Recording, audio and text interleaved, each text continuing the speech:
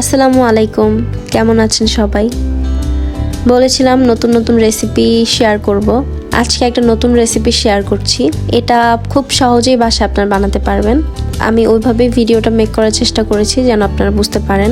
আপনারা সবাই রমজান মাসে বাসায় বসে অবশ্যই চেষ্টা করবেন। তামস ওভেন ম্যাজিকের সাথে থাকার জন্য আপনাদেরকে অসংখ্য ধন্যবাদ।